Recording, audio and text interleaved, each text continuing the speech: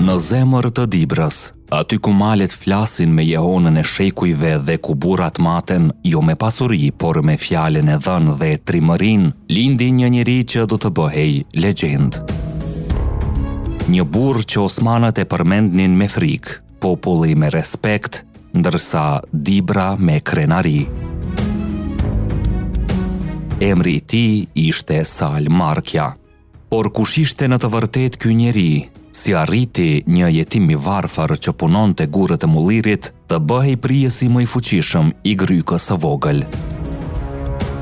Si ndodhi që një burr nga zogjet e Dibrës t'i sfidonte pashallarët e perandorisë osmane dhe të hynte në histori si simboli i urtësisë, burrërisë dhe qëndresës shqiptare? Kjo nuk është vetëm historia e një agaji, kjo është historia e një epoke të tërë shqiptare.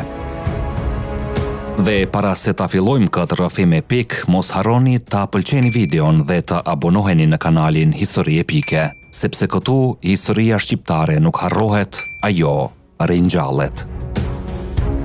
Sal Markja, apo Sal Marku, lindi rreth vitit 1789 në fshatin Zogje të grykës së vogël të Dibrës.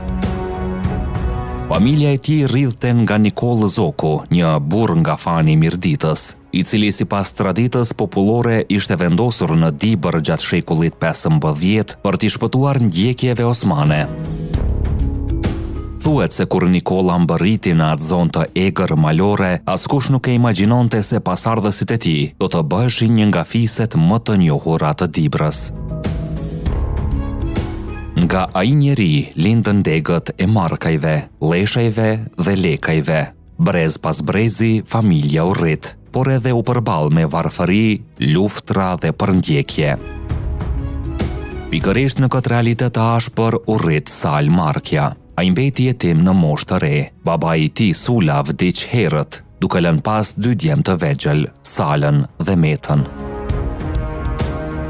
Ata u rritën nga Ema, bija e Iljaz Manjanit nga Homeshi. Nuk kishin pasuri të madhe, nuk kishin ushtri, nuk kishin mbështetje nga pushteti, kishin vetëm nderin, punën dhe karakterin.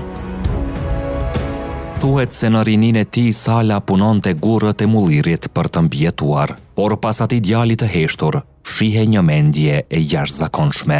Ai nuk ishte vetëm punëtor, ishte vëzhgues, dëgjonte më shumë se fliste, dhe kur fliste, të tjerët heshtnin. Me kalimin e viteve, Sal Markja filloi të ringrinte fuqinë ekonomike të fisit të tij. Ai bleu toka, ngriti prona, krijoi qifligje dhe ndërtoi një ekonomi të fuqishme familjare. Në pak dekada, emri i tij u bë sinonim i pasurisë dhe ndikimit në Dibër. Por ajo që e bëri të pavdekshëm nuk ishte pasuria, ishte fakti se ai nuk u bë kurrë shërbëtor i pushtetit. Në fillim, Sal Markja shërbeu në administratën osmane si mytesarif në Berat. Për shumë njerëz, kjo do të ishte kulmi i jetës, por jo për Salën. Ai e kuptoi shpejt se perandoria nuk e shihte shqiptarin si aleat, por si të nënshtruar. Kur shpërthyen kryengritjet shqiptare dhe Dibra nisi të vlojë nga pakënaqësia ndaj osmanëve, Sal Markja hoqi dorë nga karriera dhe u bashkua kuvendit të maleve të Dibrës. Nga ai moment, ai nuk ishte më thjesht një aga, ai u bë zëri i malsorëve shqiptar. Në vitin 1844, shpërtheu një nga përplasjet më të mëdha mes dibranëve dhe perandorisë osmane. Hayreddin Pasha marshoi drejt Dibrës me një ushtri të madhe për të nënshtruar shqiptarët rebel. Por në grykën e Radikës dhe në Gjoric, osmanët u përballën me diçka që nuk e kishin llogaritur, malsorët shqiptar. Në mesin e tyre ishte edhe Sal Markja. Sipas gojdhanave popullore, në ato betejë mbetën të vrarë mijëra ushtar osman. Disa burime flasin për rreth 12.000 humbje. Edhe pse numrat mund të jenë egzageruar nga kujtesa popullore, një gjë është e sigurt. Hayreddin Pasha u thye rënd dhe u detyrua të largohej drejt Stambollit. Dhe emri që filloi të përmendej gjithnjë e më shumë në perandori ishte ai i Sal Markës. Por ajo që e dallonte këtë burr nga prijesit e tjerë nuk ishte vetëm pushka, ishte mendja. Në kuvendet e Dibrës ai njihej si njeri i urtë, i matur dhe orator i jashtëzakonshëm. Fjalët e tij nuk ishin vetëm përgjigje, ishin filozofi jete. Një herë pyetën, cilat janë 3 të mirat në këtë botë? Ai u përgjigj, durimi. Po e dyta, durimi. Po e treta, durimi, tha ai me zë pak më të lartë.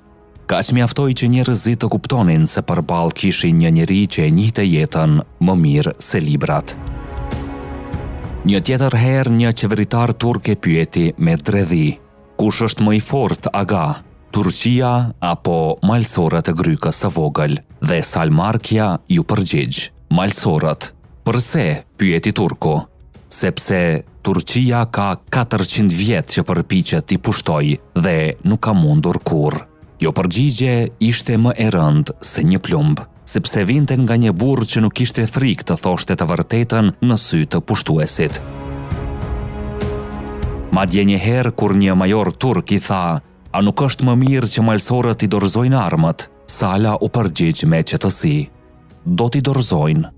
Kur? Pyeti majori turk. Dhe përgjigja ishte e shpejt. Kur të mbarohen fishekët. Këto nuk ishin thjesht batuta, ishin mesazhe rezistence. Por Salmarkja nuk ishte vetëm luftëtar, ai ishte edhe ndërtues. Ai ndërtoi ura, mejtepe, xhami, kanale vaditse dhe kulla mbrojtëse. Në Bohmov ngriti një kanal vaditës 7 kilometra të gjatë nga Drini i Zi, ndërsa ura e njohur si ura e Markëve u bë nyja kryesore e lidhjes mes Dibrës dhe Grykës së Madhe. Ai ndërtoi 3 kulla në Zogje dhe një tjetër në Dibrën e Madhe. Disa prej tyre u dogjën gjatë sulmeve osmane e serbe, por njëra qëndron ende sot si dëshmi e asaj kohe. Dhe ndoshta historia më prekse që tregon shpirtin e tij është ajo e pazarit të Dibrës. Paria e qytetit pagoi një të varfër që të fyente Salmarkjen para të gjithëve. Ata prisnin hakmarrje, prisnin zemërim, por Sala nuk reagoi. Kur u kthye në shtëpi, ai urdhëroi djemt t'i çonin atij njeriu miell, oriz, sheqer, kafe dhe ushqime.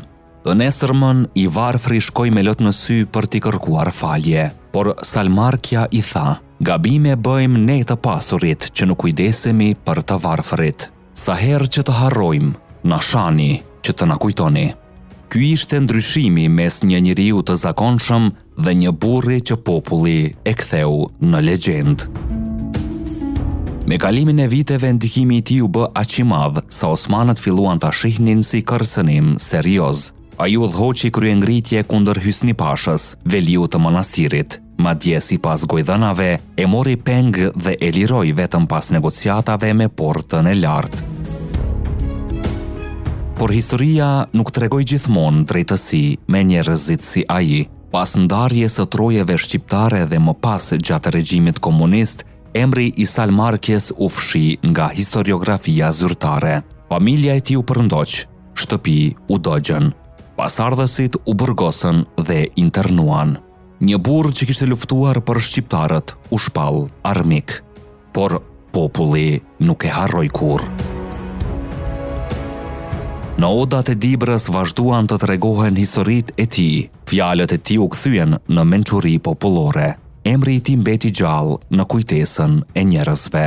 Dhe pas rënjes së komunizmit, figura e tij nisi të rivlerësohej. Në vitin 1992, ai u dekorua pas vdekjes me titullin Prijes popullor në përpjekje të çështjes kombëtare.